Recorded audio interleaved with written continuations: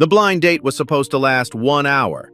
Naomi Hart had blocked exactly 60 minutes in her calendar, squeezed between a board call and a dinner with investors, for what she fully expected to be a polite, forgettable evening. She was a CEO who ran a company of 200 people. He was a mechanic who ran a small auto shop on the east side of the city. A mutual friend had thought it was a good idea. Naomi had her doubts. She was already mentally drafting her exit when Darius King sat down across from her, looked her directly in the eye, and asked the last question she expected on a first date. "Can you cook?" Not "tell me about yourself." Not "you look great." Not anything that belonged in a normal conversation between two strangers trying to make a good impression. Naomi stared at him. He didn't flinch. So she answered, honestly, in a way she hadn't planned and couldn't take back. What neither of them knew, sitting in that restaurant, two people from completely different worlds, was that 4 words from her mouth were about to change everything. If you're new here, welcome. We tell stories about real love, real families, and the moments that change people. Hit subscribe so you don't miss what comes next. Naomi Hart did not do nervous. She had given keynote speeches in front of thousands. She had fired executives twice her age without blinking. She had once sat across a table from a man who told her, straight to her face, that a woman like her would never last in tech, and she had smiled, closed the deal, and watched him clear out his office 6 months later. Nervous was not in her vocabulary. And yet, sitting in her car outside the restaurant that Friday evening, she had checked her reflection 3 times. She told herself it was habit, professional reflex, the same instinct that made her review a pitch deck twice before any presentation.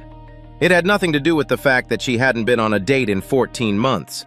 Nothing to do with the way her friend Rachel had said, "Just trust me, Naomi, he's different," with the kind of certainty that made Naomi suspicious and curious in equal measure.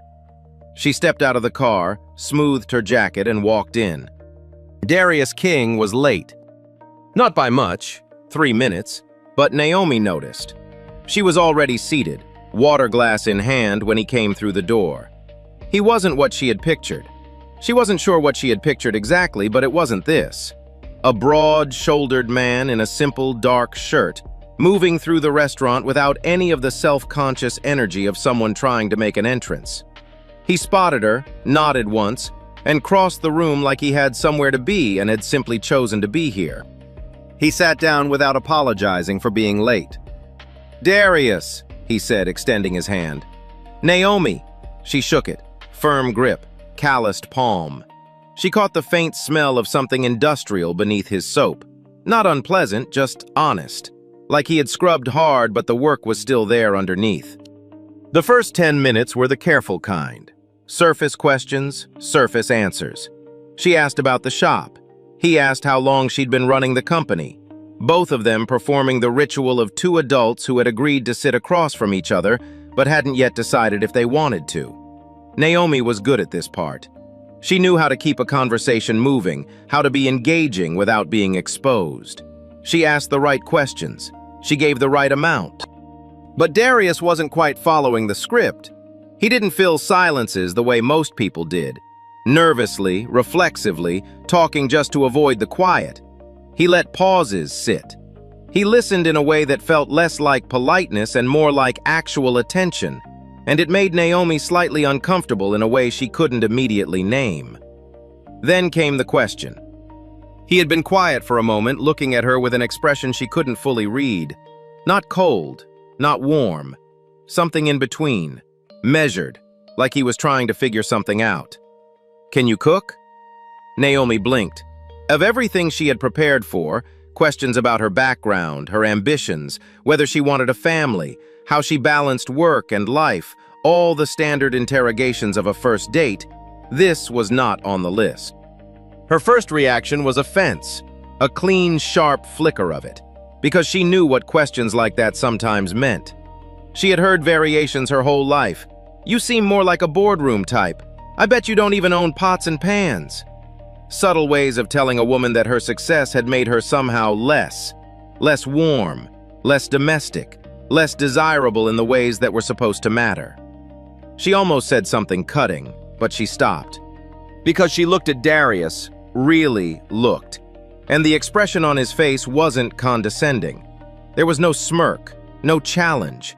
What she saw instead was something quieter and harder to dismiss, a kind of exhaustion.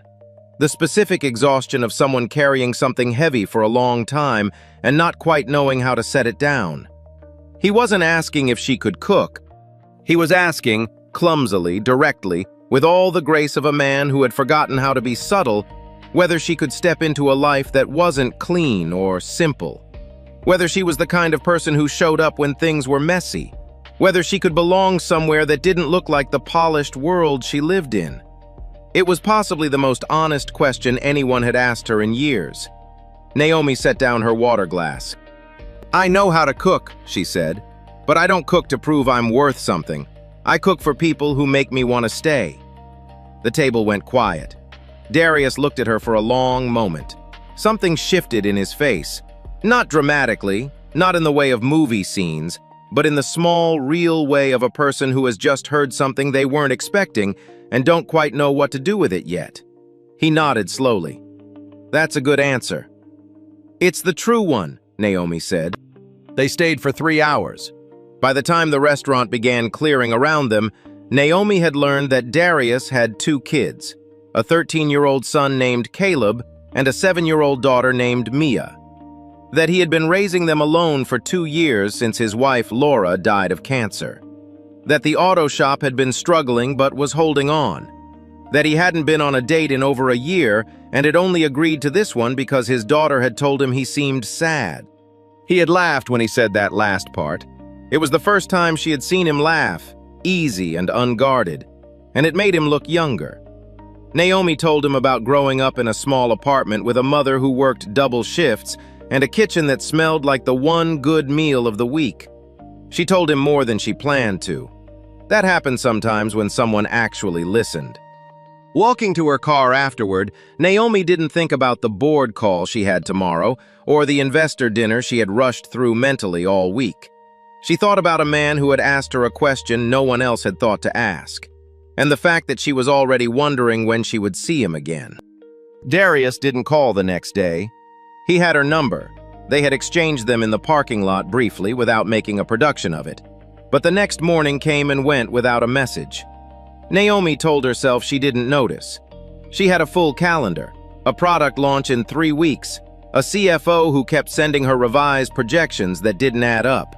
She had plenty to occupy her attention. She noticed. Not in a way that embarrassed her, but in the specific, quiet way of someone who had felt something real and was now waiting to find out if it had been one-sided. The message came on the second day, not a call, a text, short and unperformed. "I told my kids about you. Mia asked if you were famous.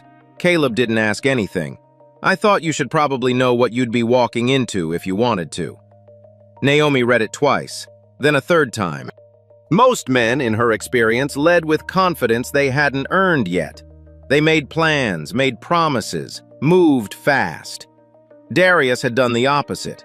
He had handed her information she didn't ask for and left the door open without pushing her through it. She appreciated that more than she expected to. She typed back, "I've walked into difficult rooms before. What day works?" His reply came quickly this time. "Saturday, dinner, nothing fancy, just the 4 of us."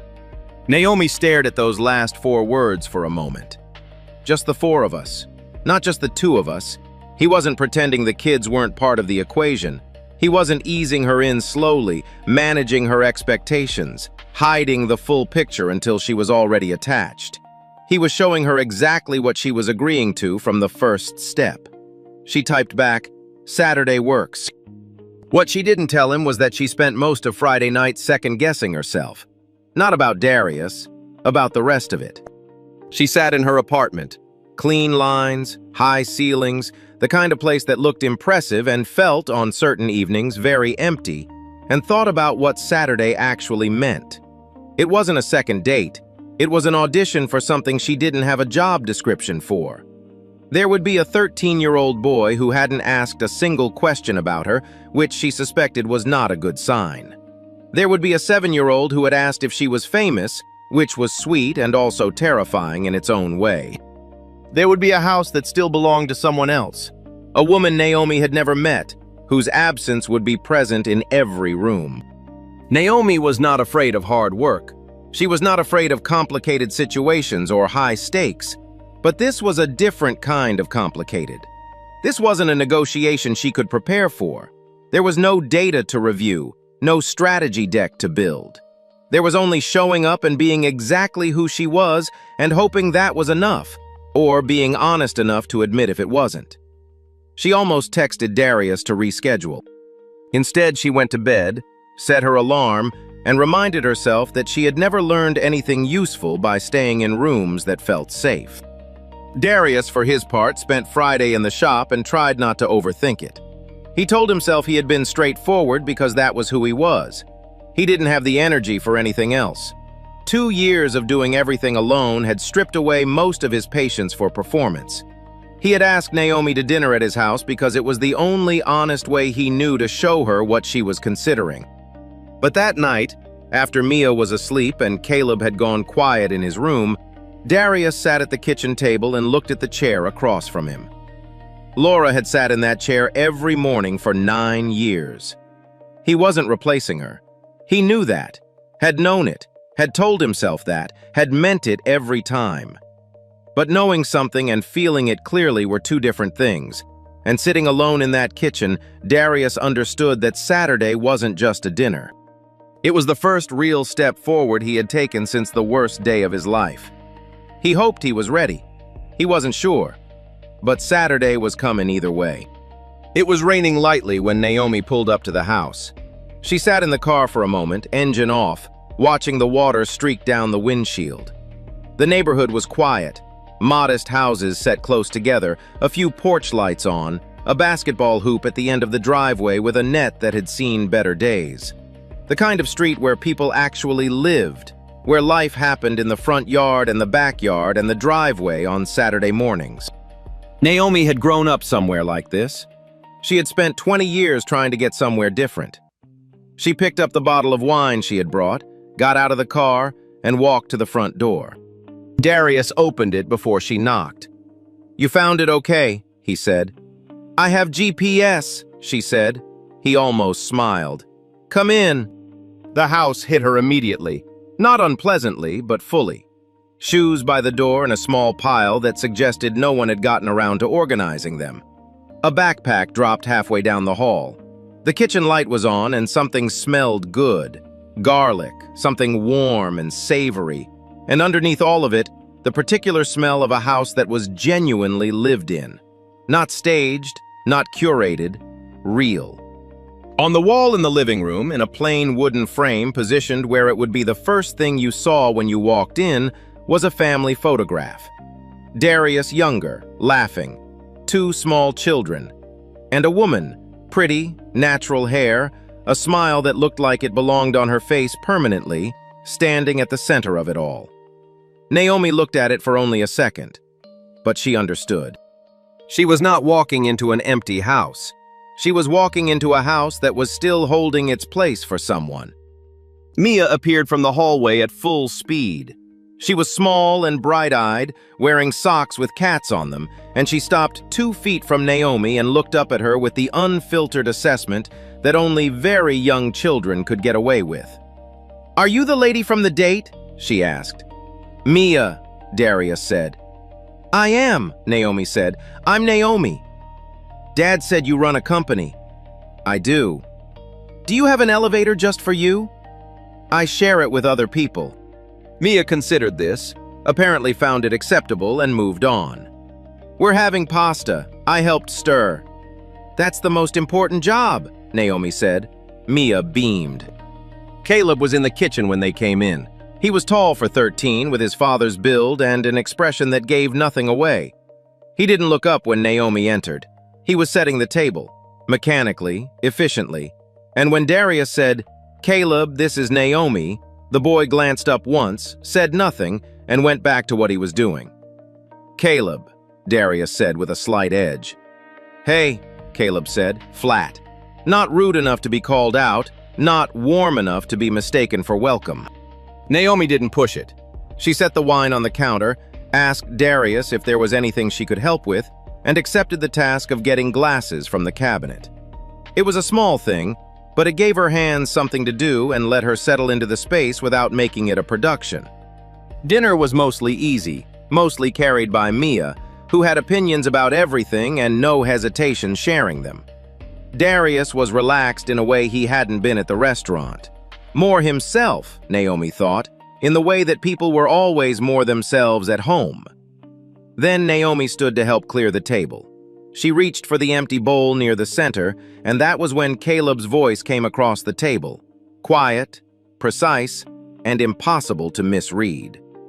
"You don't have to do that. That's where my mom used to stand." The room stopped. Mia looked at her plate. Darius went still. Naomi set the bowl down slowly. She looked at Caleb, not with apology, not with the flinching overcompensation of someone who had said the wrong thing, but steadily, the way she looked at people when she wanted them to know they had her full attention. "Thank you for telling me," she said. Caleb held her gaze for a moment, then looked away.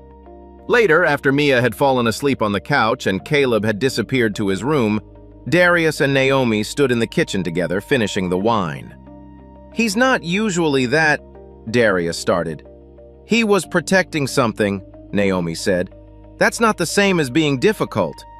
Darius was quiet for a moment. "He hasn't talked about her much lately. I thought that was progress. Maybe it was just pressure building up."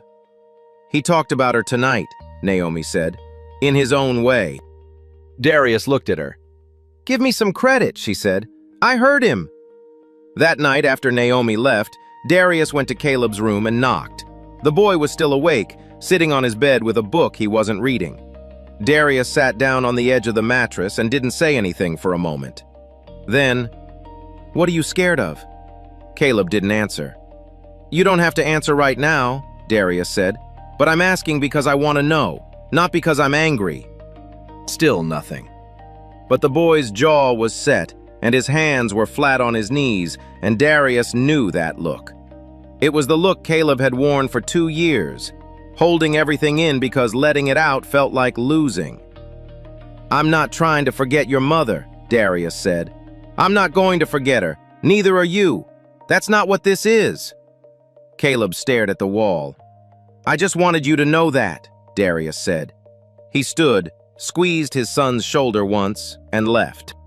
It wasn't a resolution, but it was a start. It was a Thursday evening, 5 weeks after the first dinner, when Darius called Naomi with something close to desperation in his voice. "I have a situation at the shop," he said. "A transmission job that was supposed to be done by tomorrow morning, and my guy just called out sick. I wouldn't ask, but I've got Mia running a fever, and Caleb he's fine. He can look after himself, but Mia keeps asking for someone, and I can't." "Text me the address," Naomi said. A pause. "You don't have to." "Darius, text me the address." She arrived 40 minutes later with a bag from the pharmacy, children's fever reducer, electrolyte popsicles, the kind of crackers that stayed down when nothing else would, and a calm that surprised even her. Caleb opened the door. He looked at the bag in her hand, then at her face, and said nothing. He stepped aside to let her in. Mia was on the couch under a blanket, cheeks flushed, eyes glassy. She looked smaller than usual. When she saw Naomi, she didn't say anything, just reached out one hand from under the blanket. Naomi sat down beside her, pressed the back of her hand to Mia's forehead, and felt the heat there. Not dangerous, but real. "Hey, Bug," she said quietly. "My head hurts," Mia said. "I know. We're going to fix that." She gave Mia the medicine, got her water in small sips, and set a cool, damp cloth on her forehead. She sat on the edge of the couch, and when Mia asked her to stay close, she stayed close. She talked quietly, nothing heavy, nothing that required Mia to respond. She talked about small things, the view from her office window, a pigeon that had built a nest on her building's ledge and came back every spring, the time she had burned an entire pot of soup as a child and eaten it anyway because she had been sick and alone and there wasn't anything else in the kitchen. She hadn't planned to tell that last part. It came out because it was true, and because the little girl in front of her needed to hear that people got through hard nights, even when no one was there to help them through it. Mia smiled at the burned soup story. "You ate it anyway?" "Every drop," Naomi said. "It was terrible. I was very proud of myself." Mia laughed, small, tired, but real, and then closed her eyes. "Will you stay until I fall asleep?" she asked. "Yes," Naomi said. "I'll stay." Caleb stood in the hallway. He had been there for several minutes watching through the partially open door without announcing himself. He had told himself he was just checking on Mia. That was true, in part. But he had also watched Naomi fold the cloth and press it gently to his sister's forehead. He had heard her tell the story about the burned soup. Not performed, not the way adults talk to kids when they were trying too hard, but just talking, the way his mother used to talk when she sat at the edge of the bed at night. Like the point wasn't the story. The point was the voice. The point was, "I'm here and I'm not going anywhere." He leaned against the wall and felt something shift in his chest that he immediately didn't trust. Because this was exactly what he had been afraid of. Not that Naomi would be cold or difficult or obviously wrong for their family. He had prepared himself for that version. He had ready arguments for that version. He hadn't prepared for someone who showed up with fever medicine and stayed without being asked twice. Someone who made his little sister laugh when she had a headache and a temperature of 101. Someone who sat in the dark in their living room like she belonged there, except she didn't push it, didn't perform it, just was there in the quiet and ordinary way that felt, against his will, like something he recognized. It made him angrier than any coldness could have. Naomi came out of the living room 20 minutes later, Mia finally asleep. She nearly walked into Caleb in the hallway. They looked at each other. He had his arms crossed, his expression guarded, eyes doing what they always did, giving nothing away while carrying everything. Naomi could read a room. She could read this hallway. "She's asleep," Naomi said. "I know." A pause. "I was watching." She nodded. Caleb was quiet for a moment. Then he said it, low and flat, the words landing like something he had been holding for weeks. "Don't think that just because you made a bowl of soup you can be my mom." Naomi didn't flinch. She didn't apologize. She stood in the narrow hallway and looked at this boy, this exhausted, grieving, furious boy, and she understood completely what he was saying underneath the words he had chosen. "I'm not trying to be your mom, Caleb," she said. Her voice was even. "I wouldn't try to be something I'm not, and I wouldn't try to take something that isn't mine." He stared at her. "But I'm not going to pretend I don't care what happens in this house," she said, "because I do." She left it there. She walked past him to the kitchen, cleaned up quietly, and texted Darius that Mia was asleep and everything was fine. She left the popsicles in the freezer, her number written on the notepad by the stove, and let herself out. The weeks that followed were the closest thing to normal any of them had known in a long time. Naomi came over on weekends when her schedule allowed. Not every weekend. She wasn't trying to move fast, and Darius wasn't asking her to. But often enough that Mia started saving things to tell her. Small things. A drawing from art class. A joke she had heard at school. A complaint about her teacher that she delivered with great dramatic seriousness. Naomi listened to all of it. She didn't perform interest. She was genuinely interested, and Mia could tell the difference. Darius, for his part, began to open up in ways he hadn't expected. Not just about the easy things, the shop, the kids' schedules, the logistics of a life built for 4 that was now running on 2. He began to tell Naomi the harder things. The specific exhaustion of being the only adult in a house where 2 children needed different things at the same time. The guilt of the nights he lost his patience. The strange grief of watching his kids grow up without their mother, knowing Laura was missing things she would have loved. One evening, sitting on the back porch after the kids were in bed, he told Naomi that the hardest part wasn't the big anniversaries. It was the small moments. Mia losing her first tooth, Caleb making the honor roll, where his first instinct was still to turn and tell Laura, and she wasn't there. Naomi didn't try to fix it. She just sat with him in it. "You don't have to have the right thing to say," Darius told her afterward. "Good," she said, "because I don't." He looked at her. "Most people try anyway." "Most people are uncomfortable with silence," she said. "I've learned to use it." Caleb watched all of this and said nothing, which was, in its own way, a form of escalation. He stopped being loudly hostile. Instead, he became precise. He moved the old apron, the faded yellow one with the small embroidered flower at the hem, the one that had hung on the back of the kitchen door since before Laura died, to a drawer Naomi would never think to look in. He stopped sitting at the table when she was there. When Naomi brought a box of pastries from the bakery near her office, Caleb picked one up, looked at it, and dropped it in the trash with a calm that was more cutting than any outburst. "We don't need you to bring us things," he said. Darius's chair scraped back. "Caleb, it's fine," Naomi said. "It's not fine," Darius said. He looked at his son with an expression that had moved past frustration into something heavier. "You're going to apologize." "Darius," Naomi's voice was quiet but clear. "Let it go." He looked at her. "I mean it," she said. "Let it go for now." Later, when Caleb had gone upstairs and Mia was watching television, Darius stood at the kitchen sink and said nothing for a long moment. "He's been doing this for weeks," he finally said. "You don't have to keep absorbing it." "I know I don't," Naomi said, "but forcing an apology right now won't change what he actually feels. It'll just teach him to hide it better." Darius turned around. "So what do we do?" "You be his father," she said, "not my defender. Those are different jobs." He held her gaze. "You're asking me to just watch." "I'm asking you to trust that I can handle it," she said, "and to handle your son the way only you can. You know him. I don't yet." It was the first time she had used the word yet. Darius noticed. The breaking point came on a Tuesday. Caleb had been looking for his baseball cleats in the hall closet when he found a cardboard box pushed to the back of the top shelf, a box he recognized immediately. Laura's handwriting on the side, a small heart drawn in the corner the way she always did. He pulled it down and opened it. Inside were some of her things: a scarf, a small journal, a coffee mug she'd had since before Caleb was born.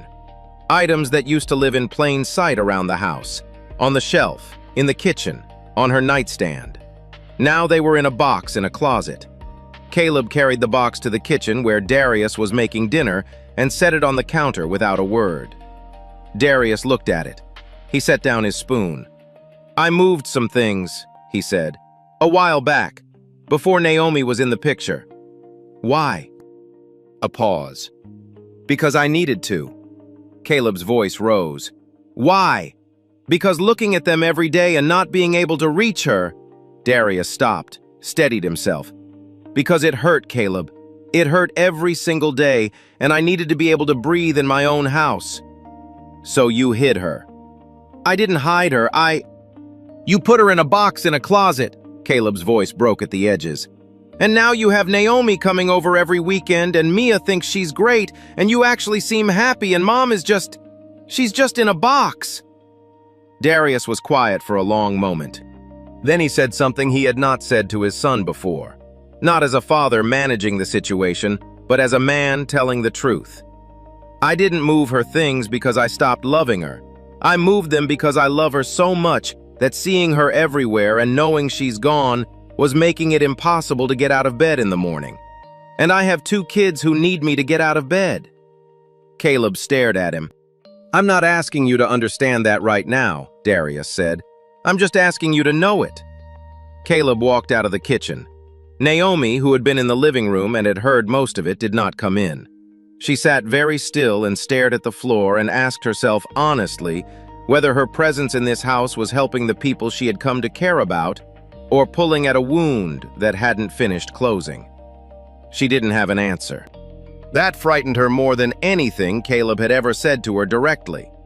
She didn't know about the date. That was the thing Naomi kept coming back to afterward. She hadn't known. If she had known, she would have stayed away. She would have sent a text, given the house the space it needed for one evening. It was such a simple thing. A phone call, a message, Someone telling her, "Not tonight." Nobody told her, so she showed up. It was a Saturday in late October, cool and overcast, and Naomi had spent the morning making a pot of chicken stew, the real kind, the slow kind, the kind her mother used to make on the rare Sundays she wasn't working.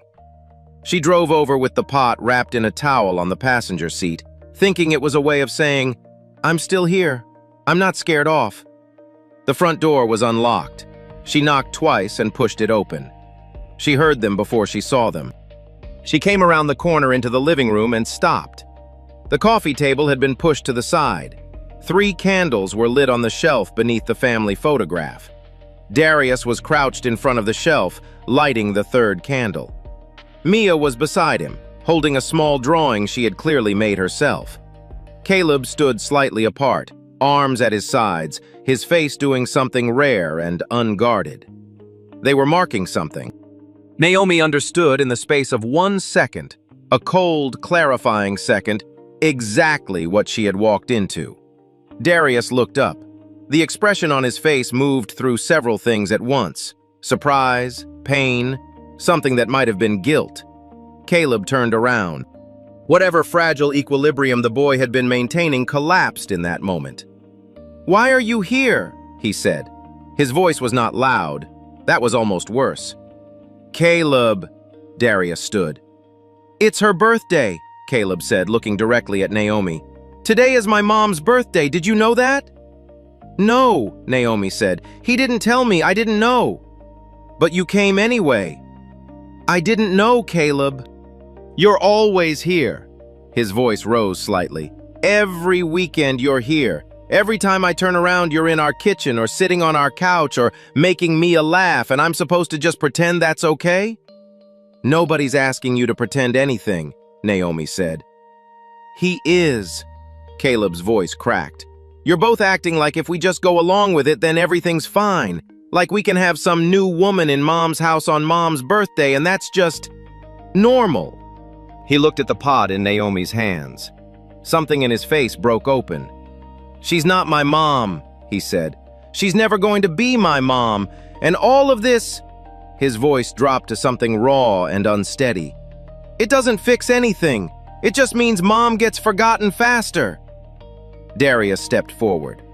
"Nobody is forgetting your mother." "You are."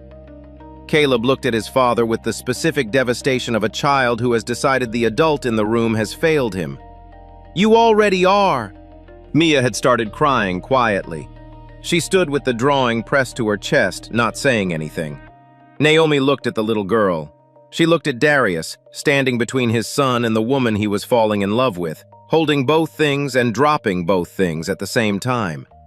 She set the pot down on the side table. "I'm going to go," she said. "Naomi," Darius turned.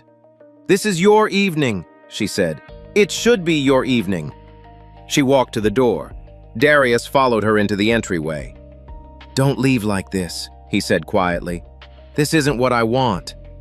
"I know." She looked at him steadily. "But your son isn't wrong about everything he said in there. Some of it is grief, and some of it is a 13-year-old who doesn't have the words yet. But some of it is real, Darius. You need to sit with that." "So what does that mean for us?" She held his gaze. "It means go be with your kids tonight. It means I'll be here when you've figured out what you need. But I can't be the reason that boy feels like he lost his mother twice." She stepped outside. The door closed behind her. Inside, Caleb stood in the living room alone. Mia had gone to her room. The candles were still burning. The photograph was still there. Laura, smiling. Caleb had expected to feel relieved. He stood in the quiet of the house he had been protecting and waited for the relief to come. The house was silent, exactly as he had wanted it. Just them, just the family, just the way it had been. It felt cold and too quiet and very, very empty. 3 days passed without a word from Darius. Naomi worked. She went to the office early and stayed late, filling the hours so they didn't sit empty and ask her questions she wasn't ready to answer. She reviewed the product launch materials twice. She took meetings she would normally have delegated. She ate lunch at her desk and told herself she was fine. She was mostly fine. On the fourth day, Darius texted, "The kids are okay. I'm okay. I just needed a few days to think. Can I call you this weekend?" She replied, "Yes." In the house on Clover Street, things were quieter than they had been in months. Mia moved through the rooms carefully, talking less, watching more. She missed Naomi in the wordless, physical way that children missed things, an empty space where something warm used to be. Darius moved through the week with the specific heaviness of a man who had stopped pretending everything was manageable. He cooked dinner every night. He helped Mia with her reading. He drove Caleb to practice and waited in the parking lot and didn't push conversation on the ride home. Caleb was the one who couldn't sleep. He lay in his bed 3 nights in a row and stared at the ceiling, waiting for the rightness he had expected to feel after Naomi left. It wasn't there. What was there instead was the image of Mia standing with her drawing pressed to her chest, crying quietly. The image of his father's face in the entryway, not angry, not relieved, just worn down in a way Caleb had never seen before. And underneath all of it, a question that had started small and was getting louder. What would Mom think of what I did? He pushed it away the first night and the second. By the third night, it was too loud to ignore. He got up, went to his desk drawer, and took out an envelope he had kept for 2 years, the one his mother had written before she died and left with his father to give him when he was ready. His father had handed it to him on a quiet Sunday afternoon about 6 months after the funeral, and Caleb had read it once and put it away. He unfolded it now. Her handwriting was familiar in a way that hurt. Caleb, "By the time you read this, you'll be older than I can picture right now. But I know you. I know how much you love, and I know how hard you hold on. Don't hold on to me so tight that you can't hold on to anything else. That's not love. That's fear. And you are too brave for that. Take care of your dad. Take care of your sister. And let people take care of you sometimes. You don't have to stand guard forever. I will be so proud of you. I already am. Love, Mom." Caleb sat at his desk for a long time. He wasn't crying exactly. It was something more internal, a shifting of something that had been fixed in one position for 2 years and was now, slowly and painfully, beginning to move. He had told himself that keeping Naomi out was protecting his mother, that every cold word, every deliberate reminder, every time he had made the house feel smaller, that was love. That was loyalty. But his mother had known him. She had written this letter knowing exactly what he would do, and she had told him in her own handwriting that it was fear, not love, fear. Caleb folded the letter carefully. He thought about Mia asking Naomi to stay until she fell asleep. He thought about his father on the back porch, talking like a person instead of just a parent. He thought about Naomi walking out the door saying, "I can't be the reason that boy feels like he lost his mother twice, not to hurt him, but because she had understood what he was doing and refused to let it continue." He made a decision. He took the bus. Caleb had looked up the address of Naomi's company online, and on Saturday morning told his father he was going to the library.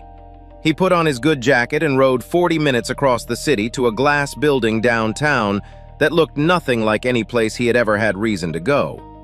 The lobby had polished floors and a front desk with a woman who asked if she could help him.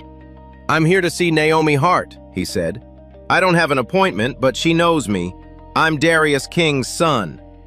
They made him wait 12 minutes. He counted. He sat with his hands on his knees and looked out at the street below and tried not to think about what he was going to say. Every version he had practiced on the bus had sounded wrong. He had finally decided to stop practicing and just say what was true. The elevator opened. Naomi came across the lobby in dark slacks and a sweater, no jacket, like she had stepped away from something mid-morning. When she saw him standing up from the chair, something moved across her face that wasn't composed or professional. It was something much simpler. She was surprised, and underneath the surprise, something that looked almost like relief. She stopped in front of him. "I didn't want you to come down to the lobby," Caleb said. "I just didn't know if you'd see me if I came upstairs." "I would have," she said. He nodded. He looked down for a moment, then back up. "I'm not here to say you can be my mom," he said. "I'm not going to say that, but I've been thinking about what I did." He paused. "I think I was scared. That if things got better, if Mia was happy, if my dad was happy, then it meant we were okay without her. And if we were okay without her, then maybe she wasn't as necessary as I thought."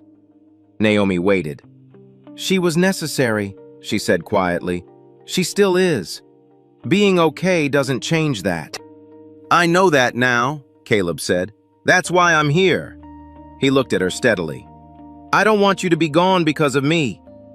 Naomi was quiet for a moment. "Your mother had a place in that house that belongs to her," she said. "I'm not going to take it. But if there's room, not her room, something different, something new, then yes, I want to be there." She paused. "On your timeline, not mine." Caleb nodded slowly. It wasn't a grand resolution. It was two people in a lobby agreeing on the terms of something careful and new. That was enough. Naomi called Darius from the stairwell while Caleb waited. "Your son is in my building," she said. A beat of silence. "What?" "He took the bus here. He wanted to talk." A pause. "He's a good kid, Darius. Whatever the last few weeks looked like, he's a good kid." She heard Darius exhale, long and slow like something releasing. "Can I come get him?" he asked. "Yes," she said, "and stay, if you want." Darius arrived 40 minutes later. He came through the lobby door slightly out of breath and found Caleb and Naomi sitting in the chairs by the window. They weren't talking. They were just sitting, a comfortable arm's length apart, watching the street below. But they were sitting together. Darius stood in the doorway for a moment before either of them noticed him. He thought about Laura. He thought about what she would say if she could see this, her son in his good jacket, sitting next to a woman who had shown up with fever medicine and burned soup stories, and more patience than anyone had a right to expect. She would have liked Naomi. He was almost sure of it. Caleb looked up and saw him. "Hey." "Hey," Darius said. He crossed the lobby and sat down on the other side of his son, and the three of them sat together for a moment in the quiet of a Saturday morning. The dinner was Caleb's idea. Not a special occasion, just a Sunday. He came downstairs while Darius was making coffee and said without preamble, "We should have Naomi over for dinner. I'll help cook."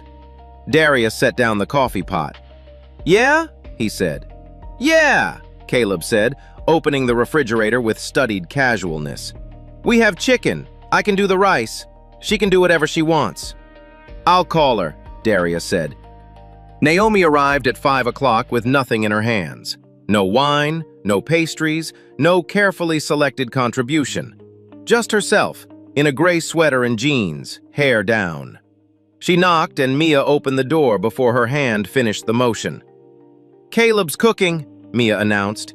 "He burned the first batch of rice and said a bad word, and Dad pretended not to hear." "That's the cooking experience," Naomi said seriously. "You have to burn something first. It's a rule." Mia grabbed her hand and pulled her inside. The kitchen was warm and slightly chaotic. Darius was at the stove managing the chicken.